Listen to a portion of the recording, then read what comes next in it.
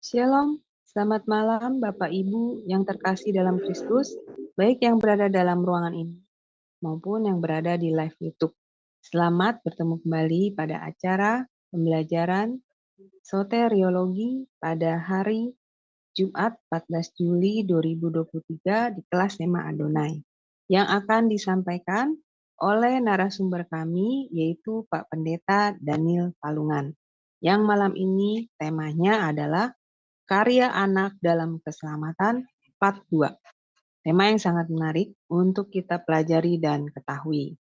Baik, sebelum acara ini dimulai, mari kita awali dengan berdoa terlebih dahulu. Saya minta kesediaan dari Ibu Kinar untuk memimpin doa pembukaan. Dipersilakan Ibu Kinar. Ya, terima kasih. Baik, saudara-saudara, mari sebelum kita menerima pengajaran pada malam hari ini, kita buka dengan doa memohon pertolongan dari Tuhan. Bapa kami yang di surga, sungguh kami mengucap syukur pada malam hari ini, kami boleh berkumpul di ruang Sema Adonai ini untuk menerima pelajaran soteriologi dengan tema karya anak dalam keselamatan bagian kedua. Tuhan, kiranya Engkau memimpin kami, membuka mata hati pikiran kami untuk bisa menerima pengajaran pada malam hari ini. Kiranya Engkau pakai Bapak Pendeta Daniel Palungan, Demin, untuk menyampaikan kebenaran-Mu pada malam hari ini. Sehingga pada malam hari ini kami yang berada di ruang Sema Adonai ini juga yang menyimak melalui channel-channel YouTube yang merelay pada malam hari ini boleh mengerti dan boleh semakin mengenal kebenaran-Mu.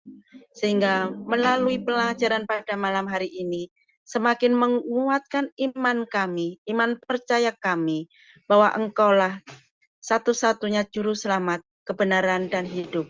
Hanya ada di dalam Kristus Yesus, Tuhan yang hidup.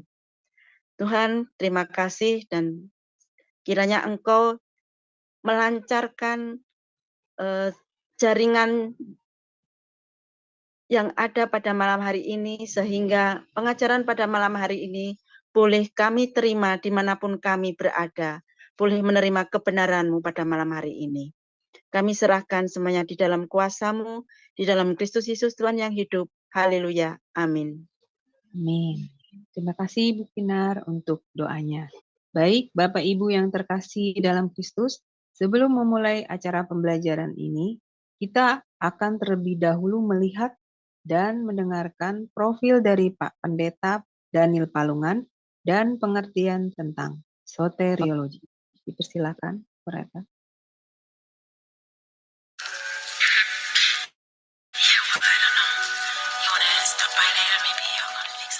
Salam semua, pada kesempatan yang berbahagia kali ini, Sema Adonai akan memperkenalkan pengajar kita, yakni Bapak Pendeta Daniel Palungan. Dan berikut adalah paparan singkat dari beliau. Bapak Pendeta Daniel Palungan, Emis MTH Demin, lahir di Tanah Toraja 10 Februari tahun 1960. Pendidikan Teologi, PGAK Seminari Betel, Jakarta, mulai tahun 1981 hingga tahun 1984. FTTII Jakarta, Teologia, mulai dari tahun 1996 hingga tahun 2000. FTTII Jakarta, S2 Misiologi, dari mulai tahun 2000 hingga tahun 2002.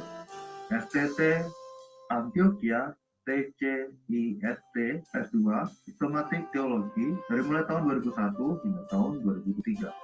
STT Berkat di Ministry tahun 2002 hingga tahun 2004. Pelayanan Gembala GBI Jemaat Sola Gracia Ciledug, Tangerang. Ketua Bidang Teologia GBI Wilayah 6 DPD Banten mulai tahun 2015 hingga tahun 2023. Pendiri dan Ketua STT Shalom Nusantara mulai tahun 2001 hingga tahun 2013. Pendiri dan terlibat di divisi O sejak tahun 2021. Gembala di Sema Adonai Ibadah Online. Karya penulis buku Kingdom Speaker. pedoman praktis menggali Alkitab, Kingdom Citizen. Dan pada kesempatan kali ini, Bapak Pendeta Daniel Palungan akan mengajarkan kita tentang stereologi. Bagi Anda yang mungkin masih asing dengan istilah ini, berikut adalah penjelasan singkat dari beliau. Saudara-saudara yang kekasih di dalam Tuhan, kita akan belajar tentang doktrin soteriologi, yaitu doktrin yang mempelajari tentang keselamatan.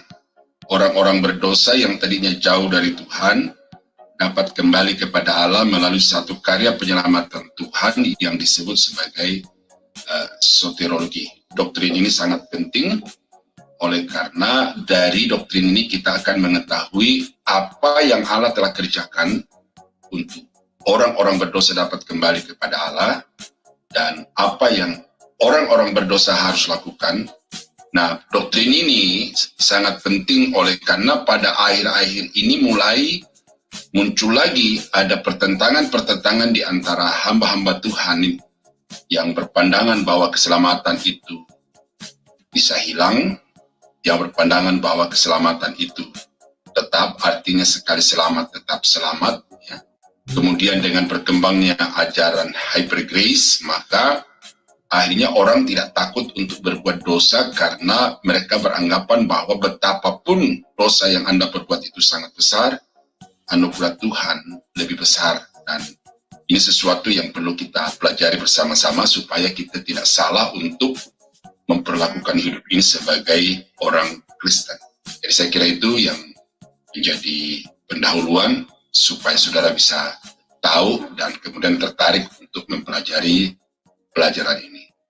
Selamat belajar, Tuhan Yesus memberkati. Shalom, selamat datang di Zoom SMA Adonai. Kami memperkenalkan acara Zoom kami di mana banyak pengajar-pengajar yang kompeten serta profesional yang akan memberikan pengajaran tentang kebenaran firman Tuhan. Pengajar-pengajar kami terdiri dari para pendeta dan dosen dari sekolah teologi. Acara Zoom SMA Adonai ini setiap hari diisi pengajar dari hari Senin sampai hari Minggu. Zoom kami terbuka 24 jam dan menyediakan layanan konseling gratis. Zoom kami selalu terbuka dengan diskusi rohani. Silakan bergabung bersama kami di Zoom Skema Adonai 24 jam. Terima kasih, Tuhan Yesus memberkati. Baik, terima kasih kepada Bang Kodek yang sudah menayangkan profil dari Pak Pendeta Daniel Palungan. Berarti sangat penting ya bagi kita anak-anak Tuhan untuk mempelajari soteriologi supaya kita tidak mudah disesatkan oleh pengajaran-pengajaran yang tidak benar, yang tidak sesuai dengan kebenaran firman Tuhan.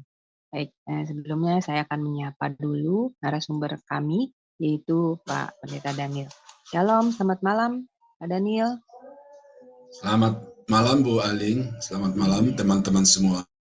Iya, baik kabarnya ya Pak. Iya. Baik.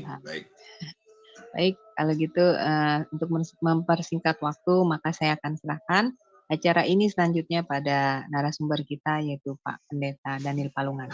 Persilakan Pak. Terima kasih Bu Aling. Ya, selamat malam saudara-saudara yang kekasih di dalam Tuhan. Selamat berjumpa kembali. Saya berharap saudara tetap semangat dan terus termotivasi untuk belajar, karena orang-orang yang mau hidup memperkenankan Tuhan, dia harus mengerti siapa Tuhan, apa kehendaknya, dan bagaimana kita harus menyenangkan hatinya. Dan salah satu yang Tuhan kehendaki adalah janganlah kamu bodoh, tetapi berusahalah untuk mengerti kehendak Allah. Nah, saudara-saudara, kita akan melanjutkan pelajaran kita hari ini tentang doktrin keselamatan. Kita sudah masuk pada karya anak. Ya. Karya Bapa kita sudah pelajari secara tuntas walaupun tidak terlalu detail. Karya Bapa sudah, dan sekarang kita masuk di dalam karya anak. Dan saya berharap dari pemaparan ini, saudara tahu bahwa yang menyelamatkan itu bukan hanya Bapa atau Yahweh, tetapi sebenarnya yang menyelamatkan itu juga adalah Yesus atau anak atau Logos yang menjadi daging. Dan nanti kita akan melihat bahwa bukan hanya Bapa dan Anak, tetapi Roh Kudus juga sangat terlibat secara aktif di dalam penyelamatan orang-orang berdosa. Dan mungkin saudara tidak akan menemukan di buku-buku lain atau diktat-diktat lain, ternyata Alkitab itu juga adalah sarana penyelamatan yang disediakan oleh Allah bagi orang-orang berdosa. Nah, kita sudah membahas tentang karya penebusan yang dilakukan oleh anak dengan mencurahkan darahnya di atas kayu salib. Kita juga sudah belajar tentang unifikasi, kesatuan di dalam Kristus. Kematian Kristus di atas kayu salib itu mempersatukan secara horizontal dua kelompok yang sangat bertentangan, yaitu kelompok Yahudi dan kelompok non-Yahudi yang direpresentasikan di dalam Alkitab itu sebagai orang-orang Yunani, dipersatukan dengan kematian Kristus di atas kayu salib. Nah, setelah ada penyatuan di antara umat manusia itu, maka di dalam karya yang sama di atas kayu salib, Yesus mempersatukan antara semua umat manusia di atas muka bumi yang percaya kepadanya dengan Bapa di surga yang maha suci dan maha sempurna. Nah, jadi saya kira itu sedikit penyegaran atau refresh tentang apa yang sudah kita pelajari, yang sudah dikerjakan oleh anak. Nah, selanjutnya kita akan masuk di dalam apa yang disebut sebagai pendamaian. Ya, ini di dalam doktrin soteriologi disebut sebagai konsep pendamaian. Ini adalah satu karya yang sangat penting, sama pentingnya dengan karya-karya yang lain yang dilakukan oleh Yesus bagi orang-orang berdosa. Karena dikatakan di dalam Kolose pasal 1 ayat yang ke-21, juga kamu yang dahulu hidup jauh dari Allah dan yang memusuhinya dalam hati dan pikiran seperti yang nyata dari perbuatanmu yang jahat. Nah, jadi manusia yang telah jatuh ke dalam dosa itu hidup secara beroposisi dengan Allah, dan manusia senantiasa di dalam pikiran, di dalam hati, dan di dalam tindakan perbuatan itu melakukan perbuatan-perbuatan ekspresi yang menandakan bahwa manusia itu memusuhi dan bertentangan dengan Allah.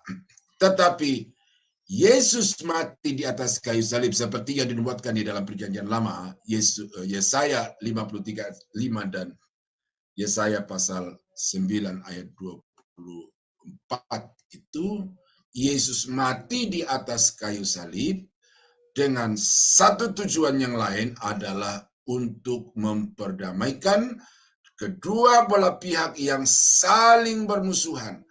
Allah pada hakikat kesempurnaannya tidak mungkin menerima manusia yang penuh dengan dosa. Manusia yang penuh dengan dosa dengan segala kerinduan untuk kembali kepada Allah tidak akan mungkin dengan usahanya sendiri. Dan itu sebabnya maka perlu ada mediator, pengantara yang mendamaikan keduanya. Nah, ayat-ayat yang ke Roma pasal 5 ayat 1, 2 Korintus 5:19 dan seterusnya ini adalah ayat-ayat yang secara nyata menjelaskan atau menyatakan kepada kita bahwa Yesus di atas kayu salib itu mati untuk mendamaikan kita dengan Allah. Nah,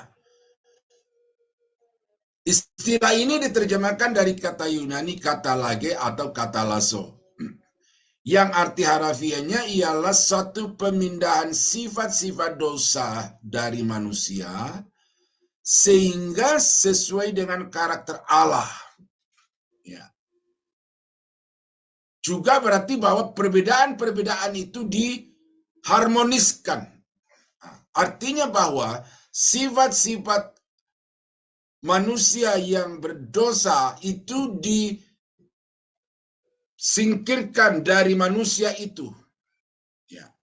Lalu dalam keadaan yang sudah disingkirkan dari dosa itulah maka manusia dapat disesuaikan dengan karakter dari Allah. Nah, itu definisi, ya. Arti teologianya ialah bahwa permusuhan antara manusia dengan Allah telah dihancurkan. Pembaharuan hubungan orang-orang berdosa dengan Allah berlaku karena mereka bertobat. Nah, ini dari sisi manusianya, manusia bertobat.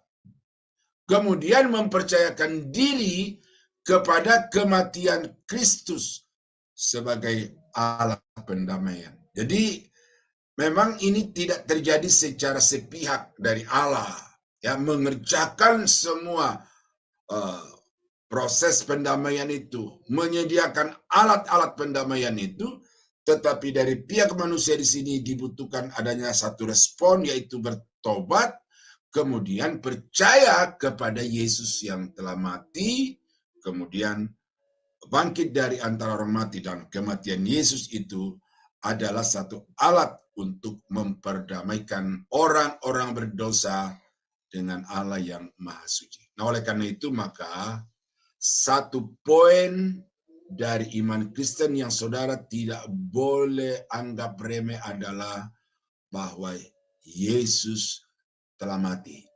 Ya, mati di sini betul-betul sebagai manusia mati, terpisah jiwanya dan rohnya dari tubuhnya. Dan kalau seperti konsep-konsep yang lain bahwa Yesus itu tidak mati, dia hanya mati suri atau dia hanya diserupakan, ada pribadi lain yang diserupakan dengan Yesus kemudian mati, ya, yang mati itu bukan Yesus, maka itu secara terang-terangan, ya, saudara mesti tahu ini, secara terang-terangan telah mencabut satu sendi karya penyelamatan Allah bagi orang-orang berdosa, yaitu kematian Yesus Kristus. Saudara mesti percaya itu, ya, bahwa Allah, ya, saya sudah sedikit memberikan definisi itu, bahwa Allah yang sempurna itu, Yahweh yang sempurna itu, ya, menambahkan kepada dirinya sifat-sifat kemanusiaan 100%.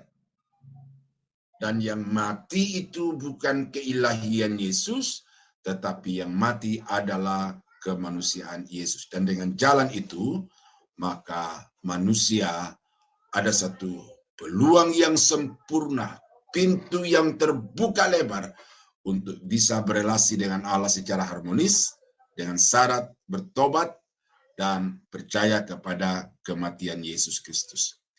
Pembaharuan terjadi pada manusia karena iman kepada karya penebusan Kristus yang menyebabkan ia terangkat ke tingkat di mana ia bisa disesuaikan dengan karakter Allah. Nah, jadi manusia itu perlu aktif di dalam beriman, aktif di dalam meninggalkan semua dosa, dan kemudian menerima Yesus yang telah datang ke dunia sebagai manusia, kemudian mati di atas kayu salib itu yang akan membuat dia menjadi damai dengan Allah. Ya, jadi pengakuan kepada Yesus tidak cukup dengan pengakuan secara dogmatis, tidak cukup secara logika oleh karena pengetahuan Alkitabiah, tetapi pengakuan kematian Yesus itu harus merupakan sesuatu ekspresi dari kehidupan dari hati kita, bahwa sungguh Yesus telah mati dan karena itu saya berdamai dengan Tuhan. Nah, konsep ini mempunyai dua segi. Dari segi Allah, ya, segi yang sifatnya aktif dan objektif, di mana kematian Kristus memindahkan permusuhan yang ada di antara Allah dan manusia. Ya. Kalau kita baca di dalam Alkitab Perjanjian Lama, saudara-saudara, bahwa orang-orang Israel itu atau orang-orang beriman sebelum Yesus datang ke dalam dunia itu mempersembahkan korban-korban, yaitu sapi, lembu, kambing, domba, burung tekukur. Itu salah satu maksud daripada korban itu adalah namanya korban pendamaian. Ya, ada banyak maksud dari itu, tapi salah satunya adalah namanya korban pendamaian. Nah, itu adalah tipologi dari kematian Yesus yang menghentikan pendamaian yang bersifat sementara atau sekali setahun harus dibaharui di dalam Perjanjian Lama dengan korban-korban hewan persembahan itu. Tetapi dengan kematian Kristus di atas kayu salib, maka korban pendamaian yang sempurna itu telah terwujud, dan karena itu tidak perlu lagi manusia untuk mempersembahkan korban-korban karena dosa yang dia perbuat. Cukup hanya percaya bahwa Yesus telah menanggung semua dosa-dosa dan kejahatan saya, dan karena itu saya sekarang hidup harmonis dengan Tuhan. Ya, permusuhan itu merupakan dinding yang memisahkan antara manusia dengan manusia, bangsa pilihan dengan bangsa bukan pilihan, memisahkan manusia dengan Allah. Tetapi dengan kematian Kristus, maka pemisah itu dihancurkan, ya, disingkirkan, dan dengan demikian terbuka jalur yang lebar untuk manusia yang berdosa kembali kepada Allah. Ya, keadaan permusuhan ini, ya, ayat-ayat ini. Ya. Dari segi manusia, segi yang sifatnya pasif dan subjektif, di mana ada perubahan dalam sikap hidup oleh karena salib Kristus. Nah, ini.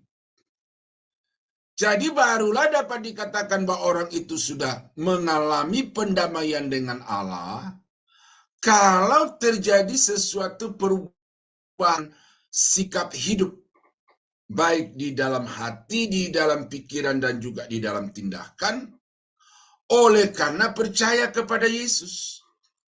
Nah, ini makanya disebut sebagai subjektif, oleh karena setiap orang itu harus betul-betul mengalami di dalam dirinya secara pribadi, secara personal, bagaimana dia mengalami pemulihan oleh karena percaya kepada salib Kristus. Perubahan dari sikap permusuhan ke sikap persahabatan. 2 Korintus 5:20. Pembaruan sikap yang harus disesuaikan dengan kehendak Allah. Nah, itu dasar, ya, titik awal atau langkah pertamanya untuk saudara bisa kembali berdamai dengan Allah adalah mempercayakan diri kepada Yesus yang menanggung semua dosa, akibat dosa karena dosa saudara. Lalu kemudian dari situ kita harus mengalami secara terus-menerus proses pembaharuan dalam hubungan kita dengan Tuhan. Ya. Pendamaian karena karya Kristus di salib disediakan bagi seluruh umat manusia.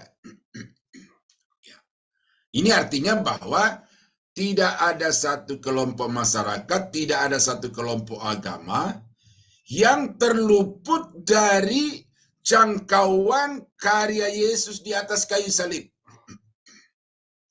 Itu pasti. Tetapi kemudian karya Yesus untuk memperdamaikan manusia dengan Allah itu hanya akan efektif hanya bagi orang-orang yang mau percaya dan menerima Yesus sebagai Tuhan dan Juru Selamat. Ya. Secara potensi seluruh umat manusia, dimanapun dia berada, dalam keadaan apapun dan agama apapun, itu tersedia karya Yesus, karya penyelamatan Yesus.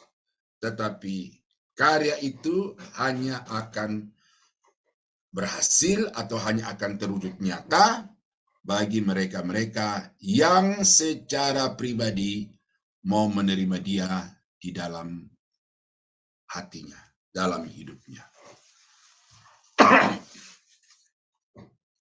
Nah, jadi karena itu saudara-saudara, saya harus katakan ini, dan ini mungkin saya akan ulang-ulang terus. Bisa saja ada keselamatan di luar Kristen. Ya, saya harap saudara tidak kaget dengan ini. Bisa saja ada keselamatan di luar Kristen. Itu terbukti dalam Alkitab. Tetapi tidak akan pernah ada keselamatan di luar Yesus. Ya, itu catat itu. Tidak akan pernah ada keselamatan di luar Yesus. Ada orang sering bilang, banyak jalan menuju Roma. Ada yang bilang, keselamatan itu seperti naik di gunung, puncak gunung. Tetapi bisa saja orang naik gunung itu dari sisi selatan, yang satu dari sisi utara, yang satu lagi barat, dan yang satu lagi timur. Toh ujung-ujungnya adalah sampai di puncak. Itu adalah gambaran-gambaran filosofis yang bisa saja dipahami oleh manusia untuk bisa menciptakan adanya kerukunan dan kesatuan. Tetapi secara teologia, secara biblikal, tidak akan mungkin orang sampai ke surga tanpa Yesus. Banyak jalan menuju Roma, hanya satu jalan menuju surga. Nah, tujuan akhirnya adalah menempatkan saudara dan saya tidak bercacat dan tidak bercela di hadapannya. Ya, itulah karya pendamaian ya. Karena ada 4 poin hari ini yang saya mau capai, jadi saya harus percepat sedikit. Nah, yang berikut yang Yesus lakukan untuk menyelamatkan orang-orang berdosa adalah penyucian. Ya, konsep penyucian. Ya, apa definisi dari penyucian itu? Penyucian adalah tindakan Allah untuk memisahkan orang atau benda bagi maksud khusus yang meliputi juga penyerahan diri. Ya, dalam perjanjian lama misalnya dipisahkan imam-imam, nabi-nabi, bait Allah untuk pelayanan kepada Allah. Ya, itu dari istilah kados atau hagiasin. Ya. Ya. Tetapi kata itu bersifat umum. Ya, bersifat umum. Definisi ini bersifat umum. Umpamanya manusia, imam-imam dipisahkan dari kelompok manusia yang lain. Ini bukan, kekudusan itu tidak berarti bahwa imam-imam itu adalah orang-orang yang sudah sempurna, bebas dari dosa. Tetapi mereka dikhususkan, mereka diasingkan dari kelompok manusia yang lain, dan kemudian mereka dikhususkan bagi Allah untuk melayani Allah. Mengapa bait Allah itu disebut kudus? Dikuduskan bait Allah itu karena bait Allah itu tidak boleh dipakai untuk kegiatan-kegiatan lain, acara-acara lain, selain untuk berbakti dan beribadah kepada Tuhan. Itu yang disebut sebagai kudus. Nah, tetapi pengertian kudus secara teologi itu, mari coba kita pelajari selanjutnya.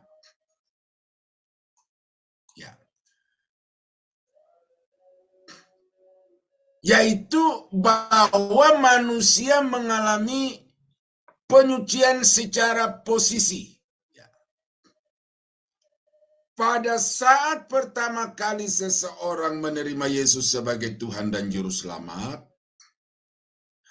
pada saat itu kualitas hidupnya masih sama 1 detik sebelum dia mengenal atau sebelum menerima Yesus. Tetapi perbedaan antara 1 detik sebelumnya dan saat itu terjadi adalah bahwa statusnya berubah. Dulu dia hamba dosa. Dulu dia milik dosa. Dulu dia penyembah setan, pengikut setan. Tetapi sekarang dia adalah milik Allah. Dia adalah hamba Allah. Itu statusnya. Orang-orang beriman telah dipisahkan sebagai keluarga Allah. Barang siapa yang menerimanya, diberinya kuasa untuk menjadi anak-anak Allah. Nah, kapan itu terjadi? Terjadi sejak saat saudara menerima Yesus sebagai Tuhan dan Juru Selamat. Saat itu juga saudara punya kuasa. Nah, kuasa dalam hal ini, Yohanes 1 ayat 12 itu bukan dunamos, ya, bukan energia, tetapi kuasa di situ adalah exousia, yang artinya saudara memiliki hak penuh sebagai anak-anak Allah. Bukan saja status, tetapi juga semua atribut-atribut kerajaan surga itu menjadi hak saudara. Nah, jadi secara posisi. Nah, ini disebut juga sebagai positional sanctification. Dipisahkan dari dunia dan mendapat kedudukan sebagai warga kerajaan Allah. Hal ini tidak dipedulikan perihal keadaan rohani orang itu. Pokoknya statusnya dulu, kondisi rohaninya itu baru dari saat itu akan digarap untuk kemudian secara tahap akan mengalami penyucian terus-menerus dan pada akhirnya mengalami penyucian yang sempurna. Nah, sesudah manusia mengalami tahap pertama yaitu positional sanctification, maka yang berikut adalah penyucian atau kesucian secara pengalaman, atau dapat juga disebut sebagai progressive sanctification. Penyucian yang berlangsung secara terus-menerus dari sangat buruk menjadi lebih baik, semakin baik, dan akhirnya sempurna. Nah, jadi ada dinamika, ada perkembangan, ada progresif di dalam dinamika kehidupan kekristenan seseorang itu. Jadi itu sebabnya Paulus mengatakan bahwa kita ini manusia yang sudah diselamatkan, sudah dikuduskan, dan kita akan terus mengalami pembaharuan dari hari ke hari di dalam roh dan juga di dalam pikiran kita, kemudian bermuara kepada perubahan perilaku, perubahan perbuatan-perbuatan. Nah, ada pertanyaan di luar kelas ini. Bagaimana seorang pendeta sudah melayani, tetapi terus-menerus hidup di dalam kebencian, terus-menerus dikuasai dengan dendam, selalu merancang hal-hal yang buruk bagi orang-orang yang dia musuhi. Bahkan kadang-kadang ayat-ayat Alkitab dipakai untuk menghakimi orang-orang itu dari atas mimbar. Nah, kalau orang-orang seperti itu, Kristen dari kecil kemudian berprofesi sebagai pendeta, ya itu hanya status keagamaan, profesi keagamaan. Karena orang-orang yang sudah mengalami penyucian secara posisi, kemudian secara bertahap, berkesinambungan, berkembang, terjadi penyucian di dalam dirinya, dia tidak akan sejahtera, dia tidak akan bisa tidur dengan nyenyak kalau di dalam hatinya itu ada hal-hal yang tidak sesuai dengan karakter Allah.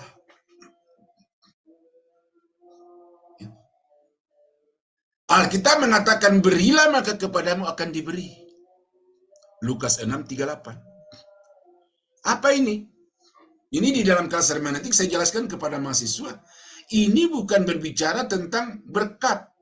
Bukan juga berbicara tentang uang, apalagi.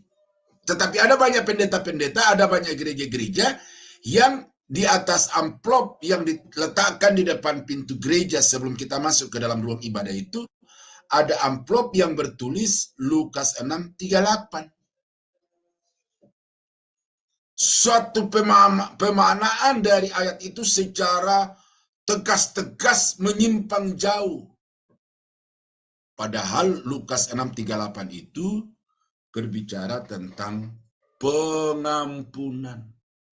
Berilah pengampunan kepada sesamamu, maka Allah di surga akan memberikan kepadamu pengampunan yang berlimpah-limpah. Lalu mengambil satu ilustrasi tentang situasi kebudayaan pertanian pada itu, sukatan yang digoncang-goncang yang melimpah keluar.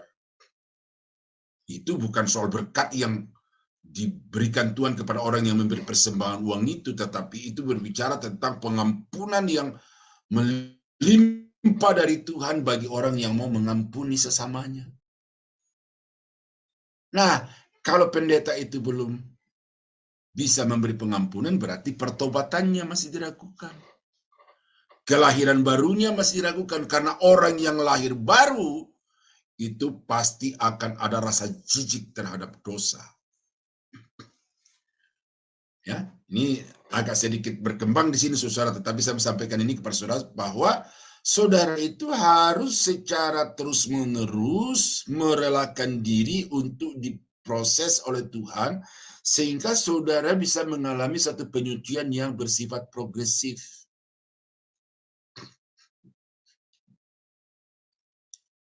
Di sinilah letak perbedaan rohani orang-orang Kristen. Sedangkan yang pertama, ya, positional sanctification. Semua orang adalah orang-orang suci. Jadi secara pengalaman kita tentu bisa berbicara tentang seseorang yang baik rohani daripada orang lain yang kurang rohani. Ya. Jadi secara merata pada saat orang itu terima Yesus secara pribadi, saat itu sama-sama sudah memiliki status sebagai orang-orang yang disucikan. Orang-orang yang sudah dikuduskan bagi Allah.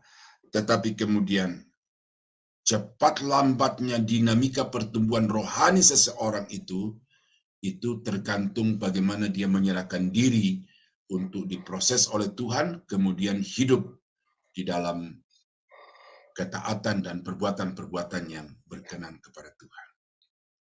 Nah, dalam hal ini tidak ada kesucian yang instan yang terjadi secara sesaat, secara cepat, tapi itu sesuatu yang memang makan waktu. Dan itu dari awal saudara menerima Yesus sampai nafas terakhir terhembus dari hidup saudara, itu merupakan durasi di mana saudara akan mengalami penyucian yang berkembang. Nah, ini baca ayat-ayat ini, ya.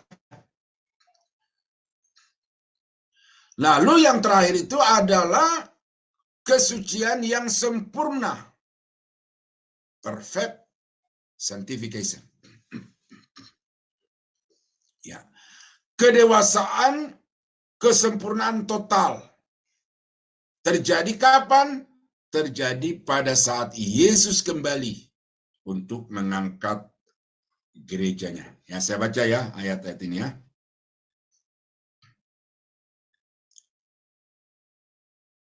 Filipi pasal 3 ayat 20 dan 21. Karena kewargaan kita adalah di dalam surga, dan dari situ juga kita menantikan Tuhan Yesus Kristus sebagai juru selamat yang akan mengubah tubuh kita yang hina ini sehingga serupa dengan tubuhnya yang mulia menurut kuasanya yang dapat menaklukkan segala sesuatu kepada dirinya. Nah, waktu saya mengajar eskatologi, itu ada yang mempertanyakan tentang bagaimana keadaan manusia yang sudah dibangkitkan dari kematian itu. Terutama dalam hal ini orang-orang yang percaya. Bagaimana keadaan tubuhnya?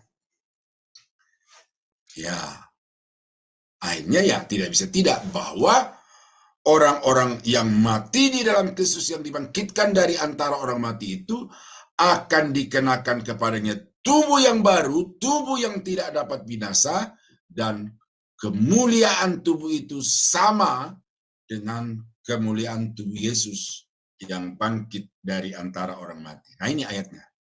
Nah, di dalam Roma pasal 8 ayat 29 sampai 30 berkata,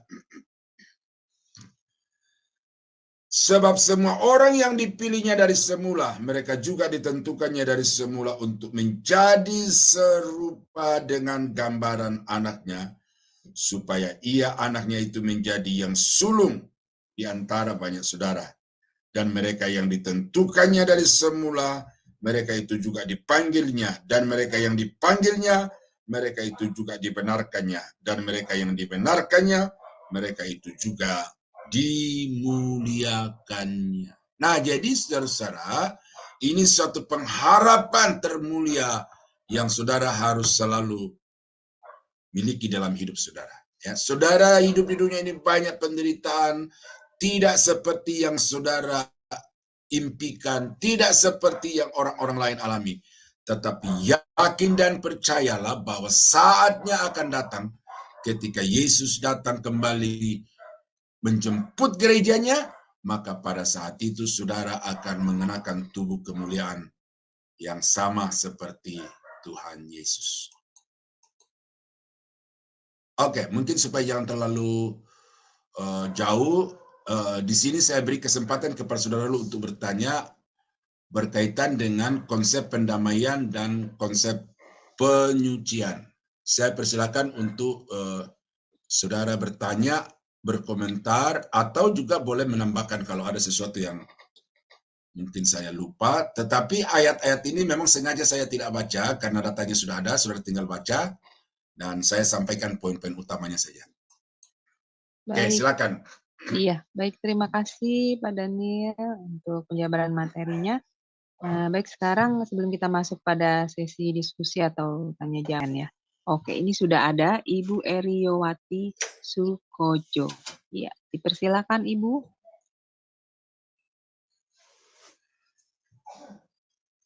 Monitor. Ya. Pak, Alam. kalau nggak salah tadi Bapak bilang ini ya, keselamatan di luar kekristenan ada, tapi Ya. itu kan tetap dalam Yesus gitu ya intinya. Itu gimana Ya. Pak? Ya, oke. Memang saya tidak jelaskan itu karena memang saya yakin pasti akan ada yang bertanya, ya kan? Jangan lupa bahwa istilah Kristen itu baru muncul di Kisah Rasul 11 ketika gereja itu sudah mulai menyebar dari Yerusalem ke utara, ke Antioquia, ke Samaria. Nah, lalu kemudian orang-orang yang percaya kepada Yesus itu menampakkan satu gaya hidup, sikap hidup yang berbeda, sehingga orang lain itu menjuluki, itu loh orang Kristen. Akhirnya Kristen itu menjadi agama. Nah, tetapi bukan hanya orang-orang Kristen itu yang selamat, yang beragama Kristen itu yang selamat. Tetapi kalau kita baca di dalam Perjanjian Lama, nah waktu Perjanjian Lama kan belum ada kekristenan tuh. Belum ada kekristenan di situ. Ya. Tetapi bagi mereka keselamatan itu sudah efektif berlaku. Oleh karena apa?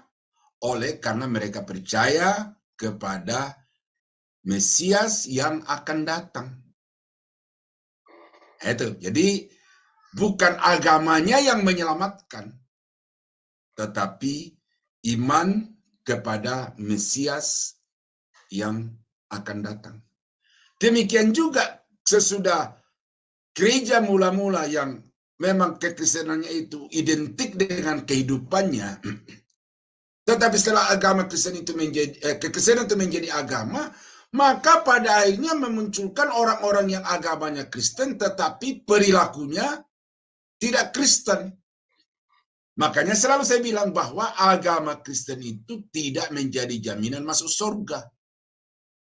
Tetapi yang menjamin orang masuk surga itu adalah karena beriman kepada Yesus. Dan orang yang beriman kepada Yesus itu, itulah Kristen yang sejati sebenarnya. Nah, jadi itu maksudnya gitu. Jadi orang-orang yang percaya kepada Yesus, kepada Mesias yang akan datang sebelum istilah Kristen itu ada atau sebelum agama Kristen itu ada, itu juga berhak atas keselamatan dari Tuhan. Nah itu aja. Jadi ya. Baik, bagaimana Ibu Eri? Ada pertanyaan lagi atau sudah jelas? Lagi ya, Alin. Iya. Ya Pak ya, gini. Sebelum orang tua saya dulu itu bertobat ya, ya memang akhirnya mengenal Tuhan. Sebelumnya orang dulu kan suka berguru gitu ya, berguru ke orang-orang yang dianggap pinter gitu bersama teman-teman. Nah, itu ada pengajaran. Orang tua saya pernah cerita ke saya, ada pengajaran-pengajaran yang mungkin kalau dalam Alkitab itu dikatakan di luar Tuhan itu hanya dikasih lambang-lambang gitu. Di antaranya gurunya itu bilang gini, saya ngajari kamu ini tidak sempurna, tapi nanti kalau kamu sudah ketemu guru yang ngajari kamu itu di baru kamu sempurna. Itu yang pertama. Yang kedua, kalau kamu sudah menemukan apa namanya galih kangkung apa-apa gitu loh. Di dalam kangkung, sayur kangkung itu kan kosong, tapi suruh mencari sesuatu di situ. Terus juga pengajarannya ini di antaranya, kamu harus menemukan guru yang ada jejaknya seperti burung. Burung terbang tapi ada jejaknya, semacam itu. Nah, suatu saat ketika orang tua saya dalam pencarian itu, ketemulah satu jawaban. Nggak ada di dunia ini yang orang ngajar ya, guru ngajar di tengah perempatan. Akhirnya dia nyambung-nyambung ke salib gitu ya. Terus yang galih kangkung itu ya, di jantungnya kangkung itu jejak burung itu kudus seperti itu. Nah, kebetulan bapak saya kan kenal Tuhan akhirnya. Terus juga ada selamatan itu ya. Kalau orang Jawa selamatan itu kan nasi itu di atas ayam utuh gitu ya, ayam utuh itu. Nah, itu menggambarkan penyalipan Tuhan di atas gunung gitu. Karena bapak saya percaya, orang tua saya percaya, semakin jelas. Untuk teman-teman yang mempercayai itu dalam pencarian gitu ya. Belum apa ya, masih masa pencarian tapi belum kenal betul gitu. Kira-kira gimana Pak ya? Maaf ya. Iya. Bulet ya Pak. Oke, saya sudah tangkap sedikit tuh ya. Ya. Jadi itu budaya kepercayaan suku itu bisa saja, tapi itu masih multitafsir, ya. Bisa saja orang tua ibu kebetulan ya pakai tanda petik kebetulan bertemu Yesus, tetapi nanti kalau orang lain bertemu yang lain lalu kemudian ditafsirkan, oh ternyata ini yang diajarkan oleh guru-guru saya dulu, gitu ya. Nah, karena itu maka saya di sini saya tidak mau masuk dan terjebak di dalam kepercayaan kultur dari orang tua ibu itu, tetapi yang saya mau tekankan adalah bahwa ketika orang tua ibu itu bertemu dengan Yesus, menerima Yesus secara pribadi dalam hidupnya, ya disitulah keselamatan itu terjadi di dalam kehidupannya. Nah, di saat itulah baru dia dinyatakan sebagai orang Kristen yang sejati.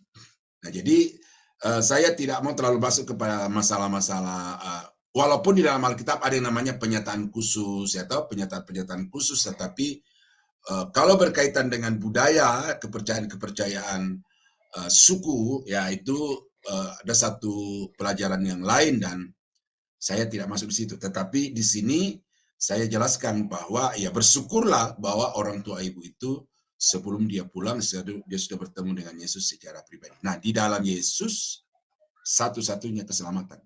Nah, seandainya dia meninggal di luar atau sebelum dia bertemu dengan Yesus, lalu percaya kepada apa yang dikatakan oleh gurunya tadi itu, ya saya tidak ada jaminan. Ya, tidak ada jaminan. Tetapi karena dia percaya Yesus, menerima Yesus sebagai yang Ibu katakan tadi, ya jaminan bahwa dia pasti masuk surga dan mewarisi kerajaan surga itu. Saya kira itu Bu Erwati ya. Jadi, di luar. Ya, boleh Ibu, Oke. silakan. Iya. Ini perjalanan iman orang tua saya ya Pak ya. Memang waktu itu sangat mungkin kekristenan di tempat kami hanya 0, berapa gitu. Nah, kan enggak mungkin juga ya ada keberanian untuk meskipun orang tua saya sudah sangat. Suatu saat ada temannya datang ke rumah. Agak putus-putus Ibu. Iya Ibu, putus-putus suaranya. Coba didekatkan dulu headsetnya. Atau Masih putus-putus. Oke. Mic-nya didekatin aja Bu, mic agak dekat. Sudah. Kalau putus-putus ya mungkin lain kali, tapi tak coba lagi. Ya. Oke, silakan. Ada teman datang ke rumah pinjem Alkitab gitu. Terus yang baca-baca itu orang tua saya lagi sibuk kerja ya di bengkel gitu. Terus teman ini bilang gini, "Ya ini yang aku cari, ya ini dah yang aku cari, aku nemu sudah gitu." Terus Alkitabnya dia pulang, mandi, keramas, pakai baju baru, dia katakan, "Jangan bangunkan aku ya, aku di kamar nanti ada yang menjemput aku." Seperti itu. Nah, ternyata sampai sore teman orang tua saya ini dibangunkan meninggal seperti itu. Tapi sudah ada baca Alkitab dan dia katakan, "Ini aku sudah menemukan," gitu. Mungkin selamat juga ya Pak ya. Kalau dari seperti yang Ibu katakan itu, saya yakin bahwa kerinduannya untuk menemukan dan membaca Alkitab itu adalah pekerjaan Roh Kudus, dan dari apa yang dia baca di Alkitab itu kemudian memberikan tuntunan untuk percaya kepada Yesus, karena kita tidak mendengar kesaksian selanjutnya karena keadaan itu, ya secara iman saya kira itu cukup untuk menjadi bukti bahwa temannya orang tua Ibu itu juga itu masuk surga itu.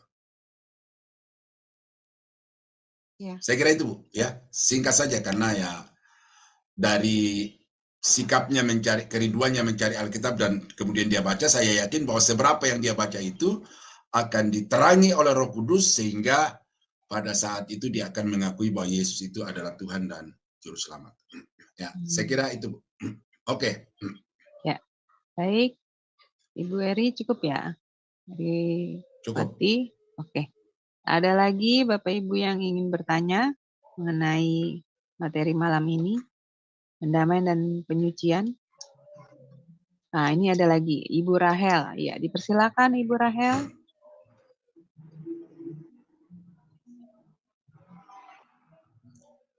Monitor Ibu Rahel.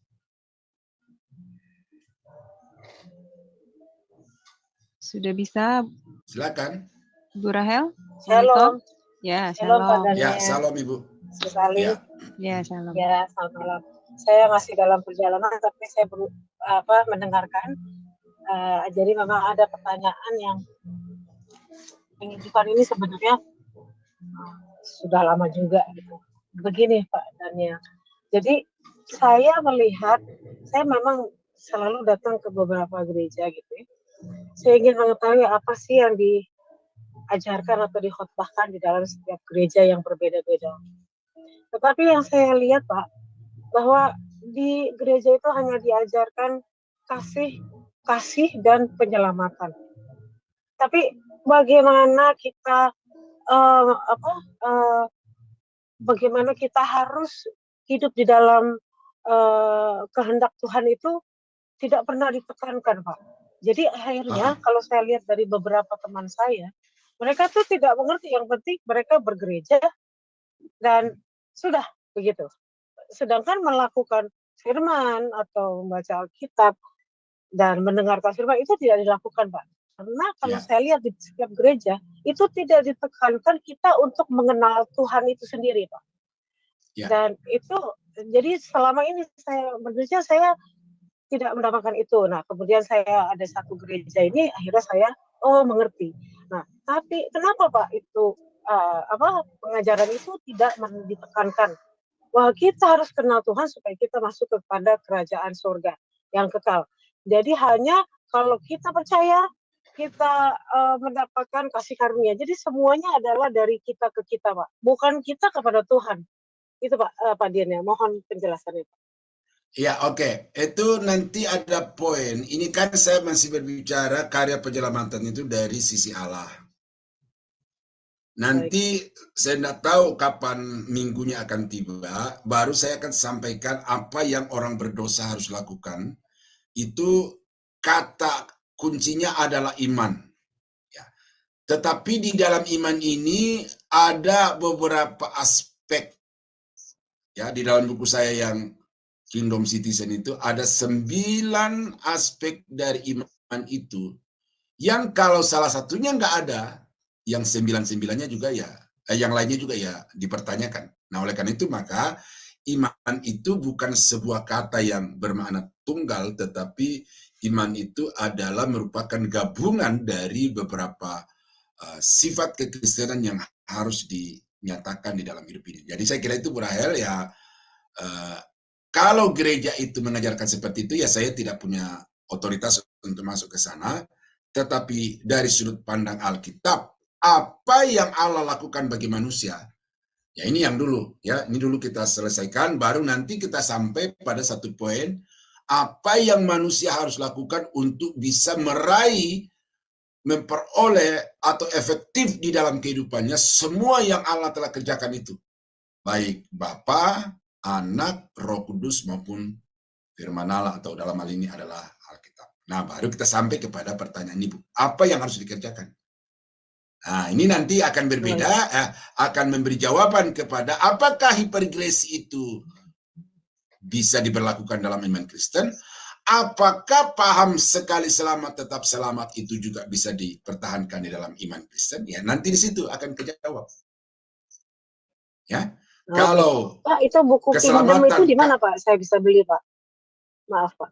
WA ke saya Bu. Buku WA Bapak. ke saya secara pribadi. Baik. Kalau bisa Ibu beli 3 buku paket itu, ya ada 3 buku nanti WA ke saya kirim. Oke.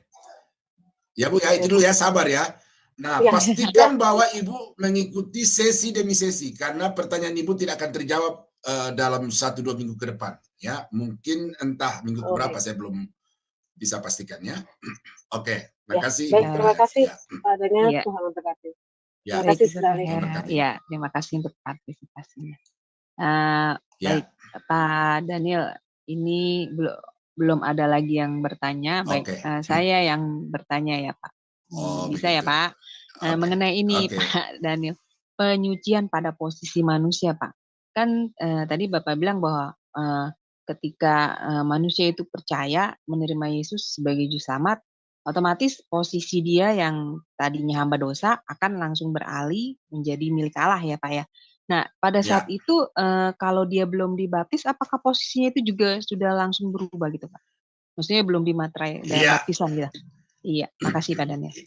Iya, ini pertanyaan yang cukup mendasar.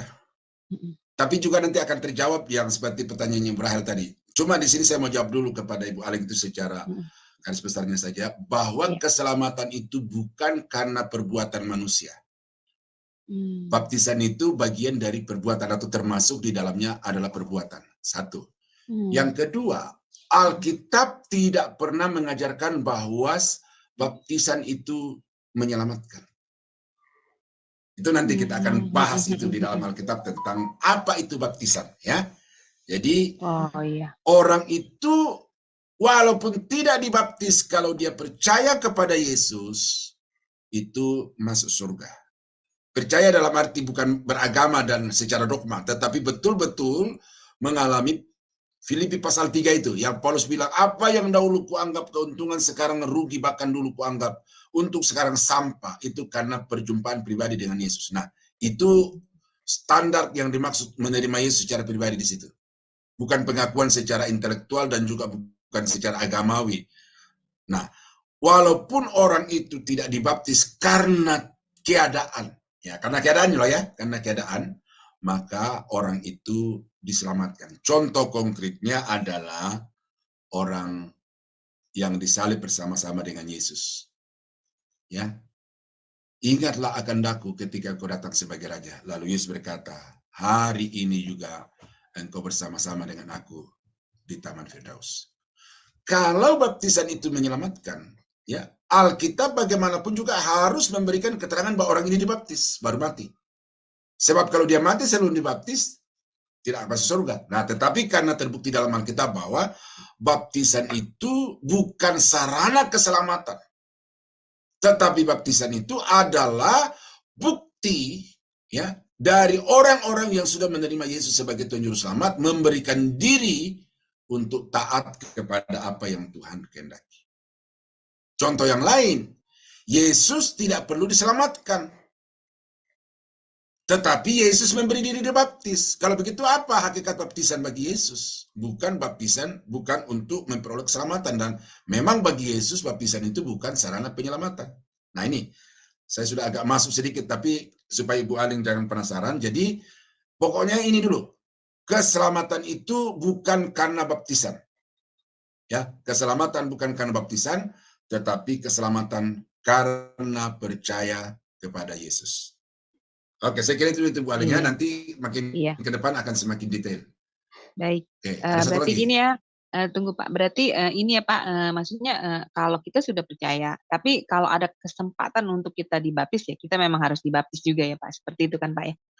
Bukan kalau ada kesempatan. Maksudnya harus. Kalau memang harus. bisa gitu ya Pak. Saat itu memang udah bukan perintah ya Pak kalau dalam bisa, firman. bukan kalau bisa. Kecuali kalau dia sudah terbaring di atas tempat tidur, sudah tidak bisa apa-apa, atau sudah di atas kayu salib tidak bisa turun lagi, ya itu kita kecualikan. Tetapi kalau dia masih bisa berdiri, masih bisa, itu ya harus ya Pak. Karena apa? Karena baptisan itu adalah kehendak Allah, merupakan kesaksian nyata bahwa saya ini adalah pengikut Yesus. Itu sebabnya mutlak baptisan itu. Baik, paham saya Pak. Iya, terima kasih Pak Daniel untuk penjelasannya. Nah, ini ada Ibu Kinar Pak. Iya, selanjutnya silakan Ibu Kinar. Terima kasih Bu Aling. Pak Pendeta, saya ingin menanyakan tentang karya keselamatan itu, apakah pure keselamatan itu dari karya keselamatan anak itu, atau masih membutuhkan perbuatan baik? Dan itu yang pertama. Kemudian yang kedua. Itu, ya oke.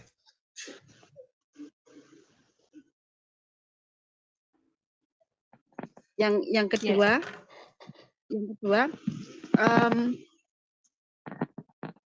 ada seorang Muslim yang bertanya, karena ini keselamatan ini perbedaan yang sangat mendasar untuk iman Kristen dan iman yang bukan Kristen. Kalau iman yang bukan Kristen, mereka mengandalkan keselamatan itu dari perbuatan baik mereka. Jadi ada timbangannya dan lain sebagainya gitu ya Pak. Tapi kalau di dalam kekristenan yang saya yakini bahwa keselamatan itu pure dari karya Kristus. Jadi kalau dari saya pribadi, saya perbuatan baik itu tidak mempengaruhi keselamatan. Oh ya. Oke Ibu sebenarnya hanya konfirmasi sebenarnya. Coba kita baca di dalam Roma pasal 11 ayat yang ke-6. Ya. Bahwa kasih karunia itu tidak membutuhkan tambahan. Justru kalau ada tambahan berarti kasih karunia itu menjadi hilang dayanya sama sekali, ya. Roma 11 ayat yang ke-6, tetapi jika hal itu terjadi karena kasih karunia, maka bukan lagi karena perbuatan. Sebab jika tidak demikian, maka kasih karunia itu bukan lagi kasih karunia. Nah, karena itu maka hati-hati dengan khotbah yang begitu trending di YouTube itu. Bahwa keselamatan itu karena anugerah memang, tetapi manusia harus berbuat baik. Nah, ini kalau saudara tidak pahami secara benar, berarti nanti di sini ada kombinasi anugerah dan perbuatan baik. Padahal Paulus berkata ini, saya percaya kepada teologi Paulus lebih daripada dokter manapun di YouTube yang sedang keluar-keluar tentang keselamatan itu. Kalau saudara mau sepadankan antara kasih karunia dengan perbuatan baik, Paulus bilang ini kasih karunia bukan lagi kasih karunia. Itu sudah merupakan pencapaian, itu sudah merupakan prestasi rohani. Oleh karena itu, kasih karunia sama sekali tidak membutuhkan perbuatan baik. Nah, nanti saya akan kasih gambaran yang jelas. Nah, kalau begitu, apakah orang Kristen tidak boleh berbuat baik? Ini nanti. Ada waktunya, ada tempatnya, saatnya maksudnya gitu. Tetapi kalau mau dijadikan itu bahwa itu terjadi keselamatan, kalau ini terjadi secara bersamaan, ini bagi orang awam mungkin tidak masalah, tetapi secara doktrin Kristen yang Alkitabiah itu sangat berbahaya bagi doktrin keselamatan Kristen. Karena kasih karunia hanya murni kasih karunia kalau tidak ada tambahannya dari manusia. Itu aja, Bu. Ya, jadi apa yang Ibu yakini itu sudah betul. Dan kalau keyakinan orang seberang punya seperti itu, ya itu saya tidak punya hak untuk mengkritik dan mempersalahkan. Ya itu urusan mereka, ajaran kitab suci mereka. Tetapi ajaran Alkitab bagi saya adalah keselamatan itu karena anugerah. Ya, di dalam Kolose, saya sudah kutip itu di karya Bapak itu, Kolose 2 ayat 8 dan 9. Sebab karena kasih karunia kamu diselamatkan oleh iman, itu bukan hasil usahamu, tetapi pemberian Allah. Di dalam Titus pasal 3 ayat 5, kemudian di dalam 2 Timotius 1 ayat 9, itu jelas. Paulus itu sangat tegas memisahkan karunia dengan perbuatan baik. Ya, itu. Saya kira itu mungkin dulu ya. Nanti saya akan bahas kapan kita berbuat baik dan harus berbuat baik. Tetapi perbuatan baik bukan sebagai syarat untuk selamat, tetapi perbuatan baik sebagai dampak dari keselamatan di dalam Yesus Kristus. Oke, saya akan cepat untuk 2 poin selanjutnya karena waktu kita makin terbatas. Iya, baik. Ya. Silakan. Ya. Ya. Yang berikut adalah pengganti. Ya. Konsep pengganti ini dilakukan oleh Yesus untuk saudara dan saya. Ya. Kematian Kristus, istilah penting yang dipergunakan dalam pengertian ini menurut bahasa Yunani adalah anti. Maksudnya ialah bahwa kematian Yesus Kristus adalah untuk menggantikan manusia yang percaya kepadanya sebagai Tuhan. Sebelum kita masuk kepada uraian-uraian selanjutnya, saya mau kasih penjelasan di sini. Manusia yang berbuat dosa, ya adilnya itu kalau kita yang menanggung akibat dosa itu. Nah, kita mengatakan upah dosa ialah mati, artinya yaitu saudara dan saya seluruh umat manusia itu ya harus menerima hukuman yang kekal, kematian. Nah, tetapi kemudian Alkitab jelas mengatakan untuk menempati posisi orang-orang berdosa, sementara orang-orang yang berdosa itu diposisikan sebagai orang-orang yang sudah dibenarkan karena kasih karunia Allah, dibebaskan dari penghukuman oleh karena kasih karunia Allah. Nah, itu penjelasan dari kata mengganti itu. Nah, konsep perjanjian lama tentang konsep ini. Pada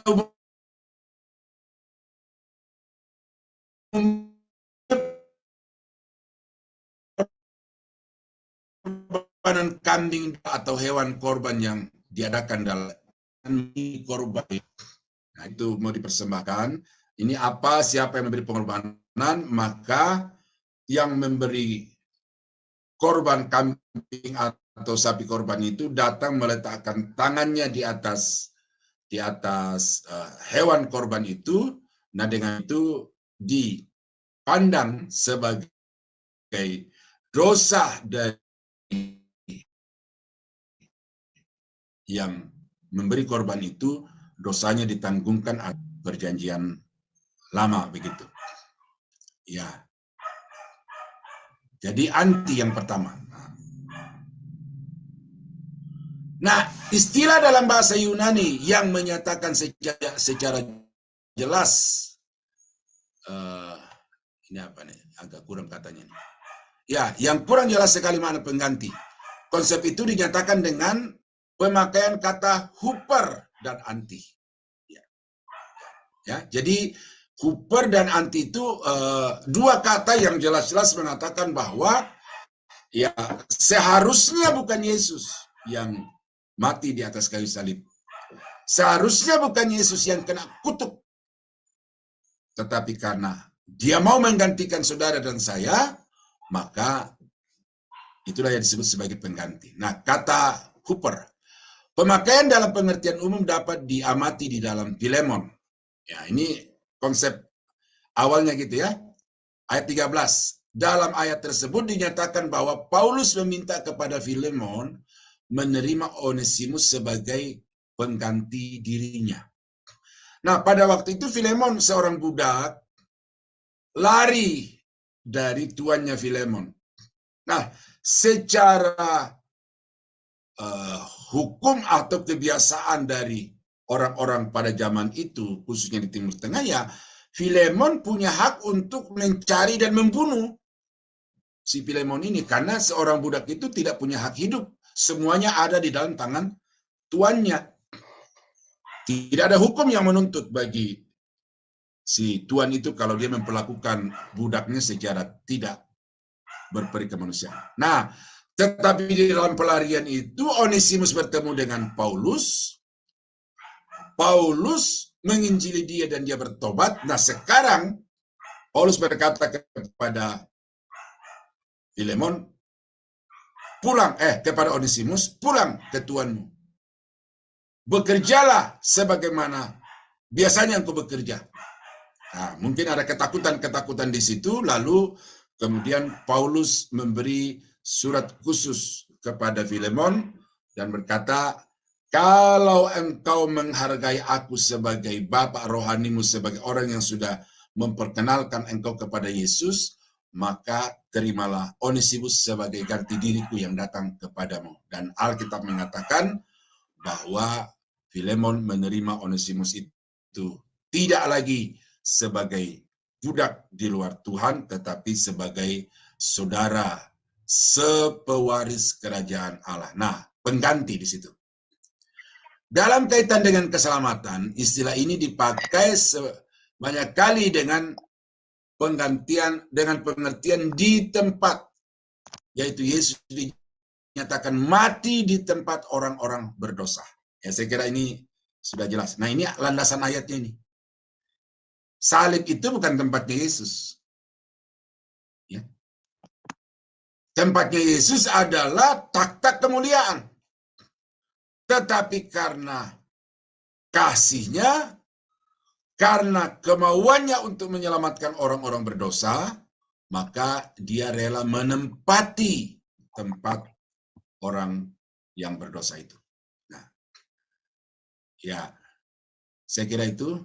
Nah, ini ada beberapa pandangan-pandangan yang saudara boleh baca saja ya. Tapi inti daripada pengganti tadi itu saya sudah sebutkan, jelaskan ya. Nah, sekarang yang terakhir adalah memuaskan. Apa yang Yesus lakukan di dalam rangka menyelamatkan orang-orang berdosa adalah konsep pemuasan. Ya, jadi Yesus bertindak sebegitu rupa sehingga Bapa menjadi puas. Ya, istilah perjanjian baru adalah hilasmos, memuaskan, mendamaikan dengan diri sendiri. Septuaginta memakai kata kaper, menutupi atau memeteraikan. Pemakaiannya lebih berhubungan dengan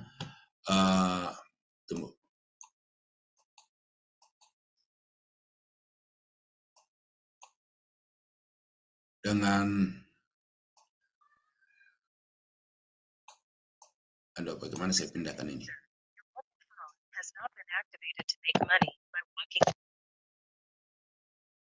Dengan kenajisan, ya. Pemakaian dari kata kafir berkaitan dengan kenajisan dan bukannya kelaliman orang-orang berdosa. Ya, jadi keadaan manusia yang najis, keadaan manusia yang kotor itu ditutupi. Nah, itulah dari kata hilasmos itu. Sudah nanti telusuri itu dari ayat-ayat ini, karena ini waktunya semakin mendesak, jadi saya Kak. Nah, arti teologianya ialah bahwa kematian Yesus Kristus memuaskan hati Allah. Nah, ini yang penting.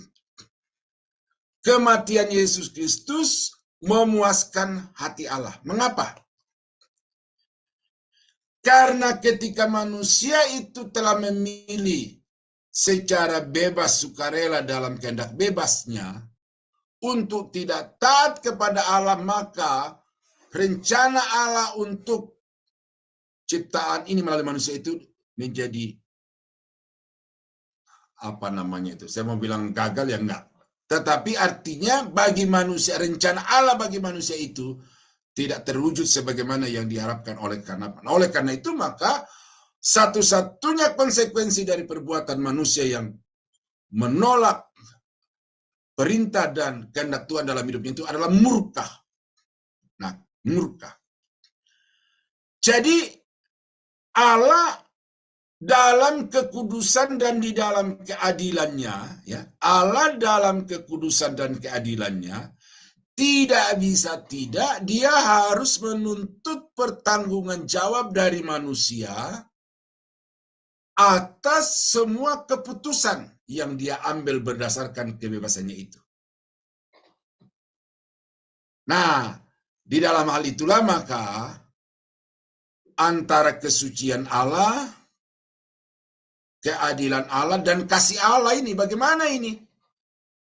Satu sisi, walaupun manusia itu telah berdosa, telah menyakiti hati Tuhan, tetapi kasih Bapa itu sempurna, dia akan tetap mengasihi dan menerima orang itu apa adanya.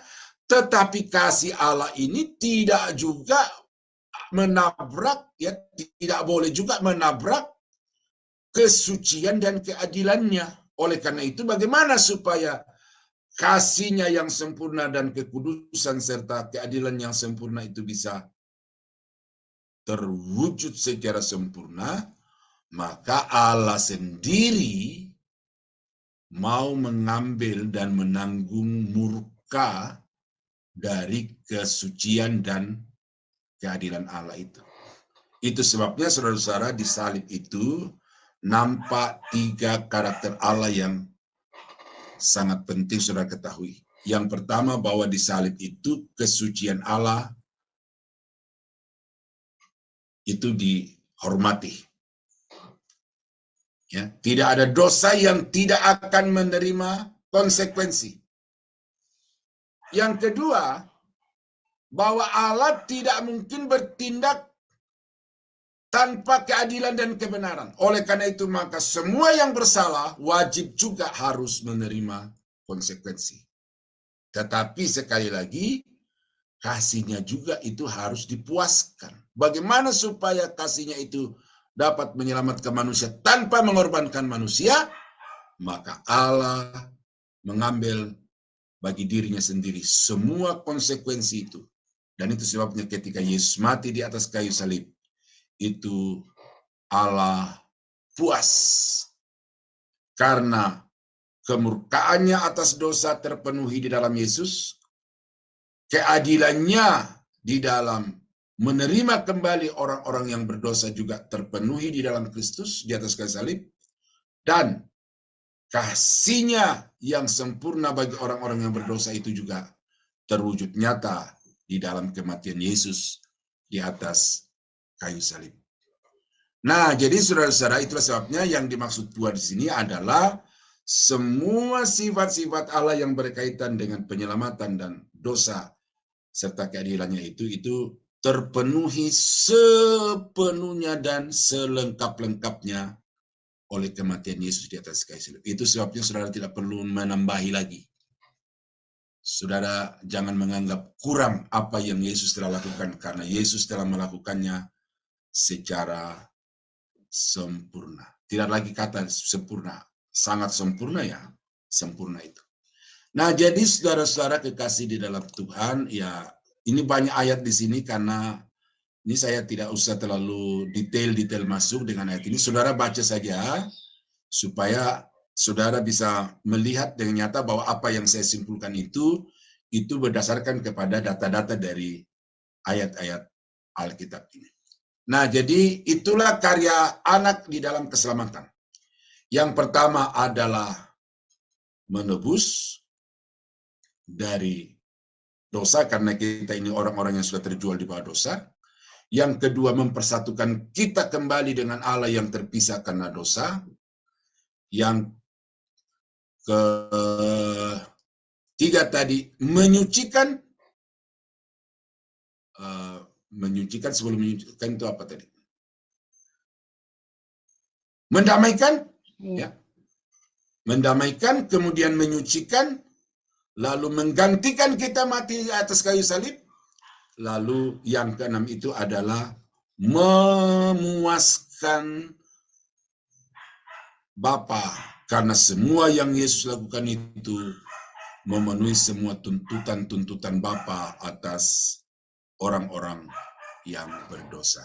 Nah, dengan demikian saudara-saudara, bukan hanya Bapa yang menyelamatkan, bukan hanya Yahweh yang menyelamatkan, tetapi Yesus menyelamatkan. Ya, di dalam teologi Perjanjian Lama tadi di kelas sebelah itu saya sudah katakan bahwa sebenarnya di dalam Alkitab yang bernama Yahweh itu bukan hanya Bapa, tetapi Yesus juga adalah Yahweh, karena disebut di dalam Alkitab Tuhan keadilan kita. Namanya Tunas Daud itu dinamai orang Tuhan keadilan kita. Jadi Yesus itu berperan sangat penting, sama seperti Bapa berperan sangat penting di dalam keselamatan orang-orang berdosa, dalam hal ini saudara dan saya.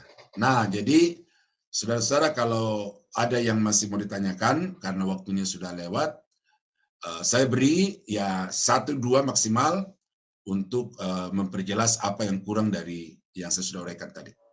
Silakan Ibu Aling. Ya, baik. Terima kasih Pak Daniel. Nah, ini sudah ada Ibu Rahel kembali yang akan bertanya. Ya, dipersilakan Ibu Rahel. Ya, Pak Daniel, sehubungan dengan gini, dulu waktu saya masih jadi Muslim, saya itu mempunyai, kalau saya mau berbuat sesuatu, saya suka ada yang mengatakan jangan berbuat, atau itu tidak baik, jadi jangan lakukan. Nah, kemudian setelah saya percaya Tuhan Yesus, saya percaya itu adalah Roh Kudus. Kenapa? Jadi berarti Pak Daniel, setiap orang yang belum percaya pun, Roh Kudus ada dalam diri mereka, tetapi mereka tidak menyadarinya. Apakah betul Pak seperti itu? Terima kasih Pak. Ya, di dalam Alkitab kita kenal 2 penyataan. Ada yang namanya penyataan umum, ada yang namanya penyataan khusus.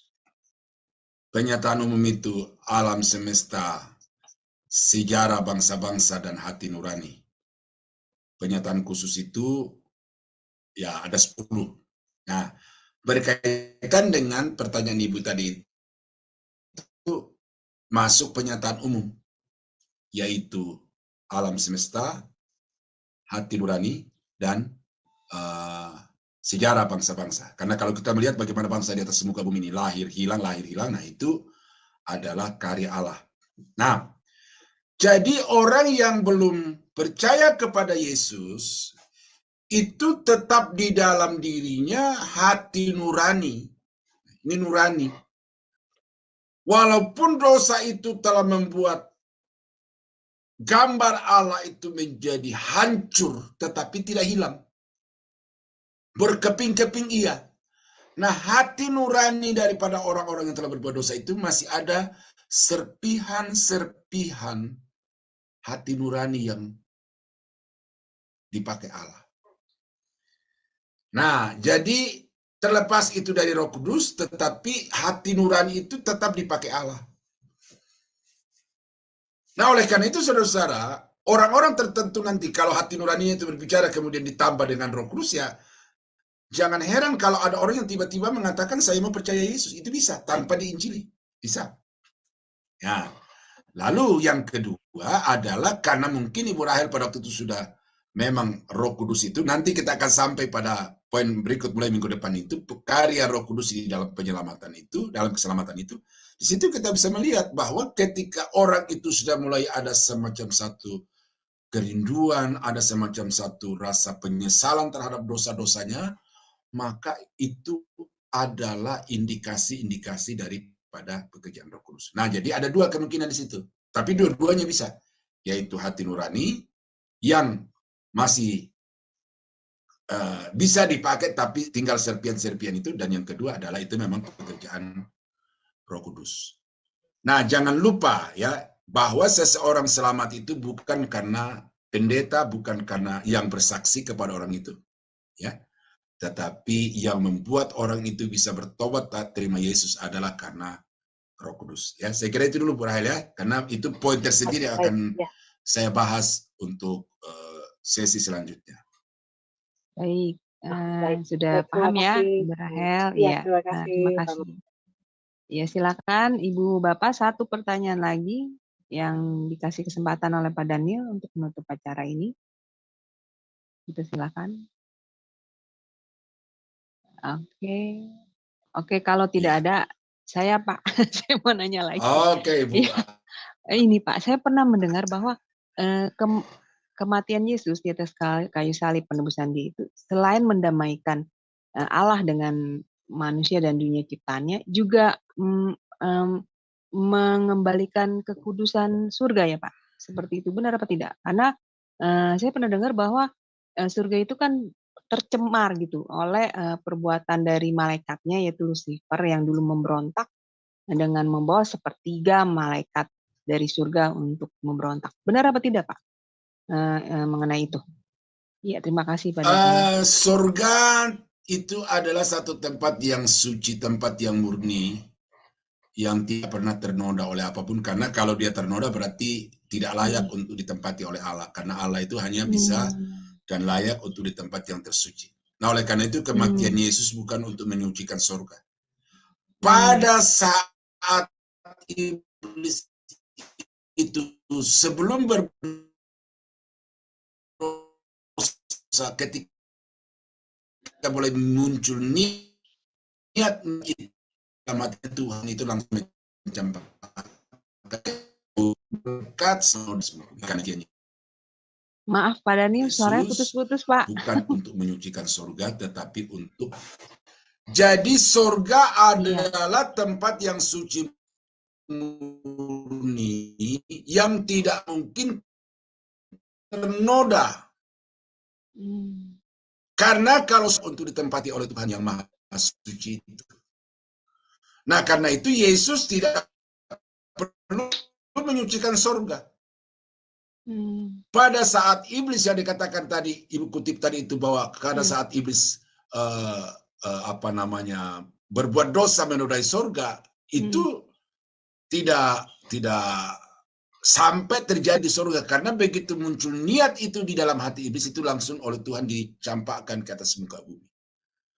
Nah, kalau di dalam kitab Ayub dikatakan bahwa bertemulah anak-anak Allah dengan Tuhan, itu bukan di surga itu, tetapi ada satu lapisan yang lain, tingkatan yang lain, yang masih ditoleransi untuk iblis bisa hadir di sana dan Tuhan bisa hadir di sana gitu. Itu bukan surga itu. Nah, tapi itu penafsiran. Nah, namun kita juga tidak bisa mengatakan bahwa waktu kisah Ayub itu iblis itu bisa masuk surga, enggak bisa, karena Surga hanya bagi yang suci, bagi yang sempurna, sementara setan itu sudah tidak suci lagi. Maka itu sebabnya ada tempat yang tertentu yang kondusif untuk kehadiran Allah dan untuk kehadiran malaikat-malaikat jahat itu, sehingga terjadi satu di situ ya, negosiasi tawar-menawar antara Allah dengan iblis berkaitan dengan kehidupan air. Nah, itu bukan sorga, ya, itu tempat yang tersendiri walaupun tidak disebutkan dalam Alkitab. Tetapi keyakinan saya itu bukan sorga, karena sorga tidak diperkenankan yang bernoda najis dan masuk ke dalamnya. Saya kira itu Bu Aling ya, dan Oh iya, terima kasih Pak Daniel Bapak, Ibu, penjelasannya. ya. Ya, baik. Ya. Untuk selanjutnya akan ditutup ya Pak ya, berarti ya. Nah, pertanyaan saya terakhir ya. Oke. Oke, sebelumnya closing statement dulu Pak Daniel, dan saya akan mengumumkan juga bahwa kelas ini akan tetap diadakan di minggu depan di hari yang sama, yaitu hari Jumat di pukul 19.00 waktu Indonesia Barat. Silakan Pak Daniel untuk closing statement-nya dan juga menutup dengan doa penutup dan berkat. Terima kasih. Ya. Supaya jangan ditanyakan lagi apa topik minggu depan. Topik minggu depan adalah karya Roh Kudus di dalam keselamatan. Ya, saya akan percepat itu supaya satu sesi selesai. Ya. Nah, saudara-saudara, dari apa yang saya bahas tadi itu, saya sudah tadi berikan penekanan bahwa yang berkarya di dalam keselamatan itu bukan hanya Bapa Yahweh, tetapi yang berkarya di dalam keselamatan itu juga adalah Anak yang adalah Yahweh itu sendiri. Jadi, kalau ada yang mengatakan bahwa Yesus itu bukan juru selamat, itu bagi saya pernyataan yang harus dikaji kembali berdasarkan Alkitab, karena dari semua ayat-ayat yang saya kemukakan tadi itu jelas itu menunjukkan Yesus berkarya untuk menyelamatkan orang-orang berdosa. Dan ini satu yang sebagai statement terakhirnya. Saudara tidak akan mungkin bisa bertemu dengan Bapa di dalam surga kalau saudara tidak mau menerima Yesus sebagai Tuhan dan Juru Selamat secara pribadi. Kekristenanmu hanya menjadi kekristenan yang sejati kalau saudara mengalami perjumpaan secara pribadi dengan Yesus. Gereja apapun saudara, gereja apapun, siapapun pendeta saudara, itu sama sekali tidak menentukan saudara masuk surga. Kekristenan saudara itu seberapa aktif pun juga itu tidak bisa membawa saudara lebih dekat kepada surga, kecuali saudara menerima Yesus sebagai Tuhan dan Juru Selamat secara pribadi. Nah, kiranya Tuhan Yesus memberkati. Mari kita tunduk kepala dan kita berdoa.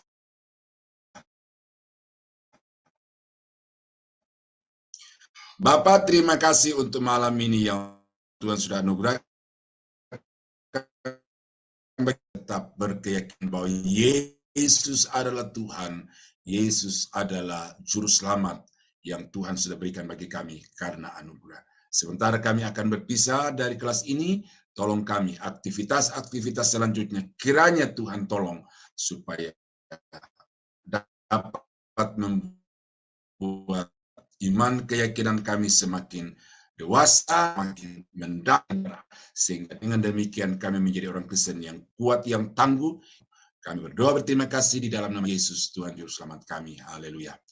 Dan saudara-saudara yang kekasih dalam Tuhan, kiranya anugerah dari Allah Bapa di dalam surga, damai sejahtera dari Tuhan kita Yesus Kristus, serta persekutuan kuat kuasa Roh Kudus, kiranya menyertai kita sekalian dari sekarang sampai selama-lamanya.